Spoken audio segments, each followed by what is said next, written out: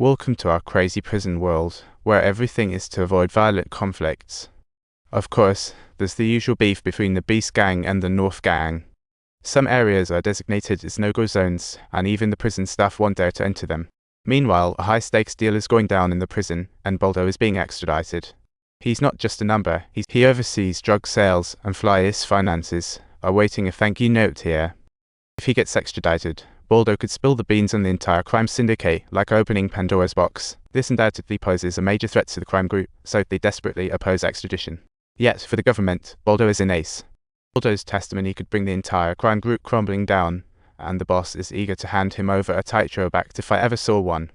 Juan finally meets his client, who is having a great time in jail, moving to a 6-man cell, but sharing with 25. Julio ordered Baldo to get ready for action, practically pushing him to prep for a great escape.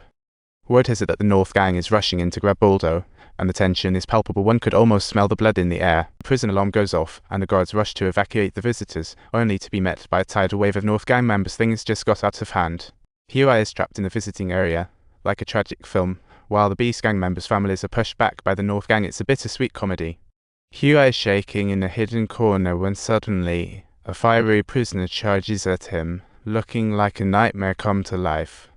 Meanwhile, the guards are whisking Baldo through a secret passage, ready for an escape, only to be met by the North Gang and their blockade plot. After killing the guards, Boss Knight Baldo returns to their turf to hold a prison environment improvement meeting. They've had enough of this overcrowded, miserable prison, sleeping standing in the corridors like it's a nightly count.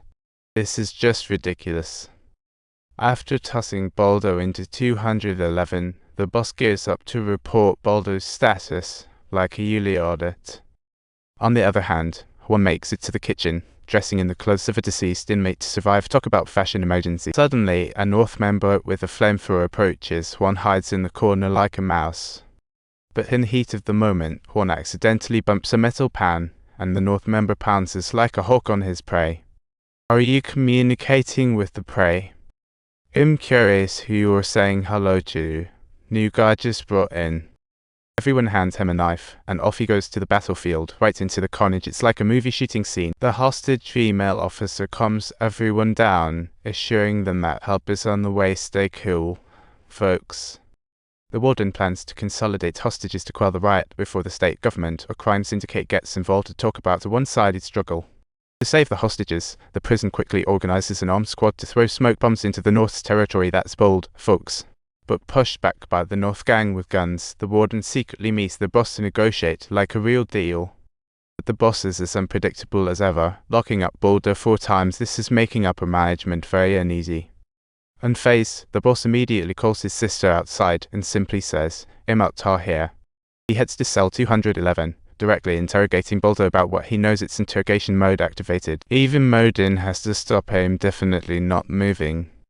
I might get sent to prison, but if I do, it's cash in while this is happening. Juan's identity gets questioned by the boss' trusted man. A twist of fate for sure. The North boss stares at the prison TV, only to find they are not reporting the riot. The prison management is intentionally blocking the news. The boss looks tense, while Juan senses an opportunity. He suggests leaking the news to let the outside world see the reality in the prison, taking back some control. Instead, he gets mocked by the boss' trusted aide, but surprisingly, the North boss agrees with Juan's idea. So, under the boss' orders, the North members hang a banner on the prison roof that reads, "Everyone deserves a cell." Juan boldly speaks in front of the camera, and his pregnant wife watching TV is absolutely clueless about what's going on. She drives straight to the prison.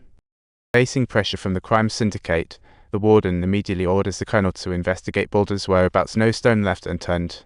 Just to be safe, the governor is questioned by reporters about the prison riot, and he's preparing to release a little official statement.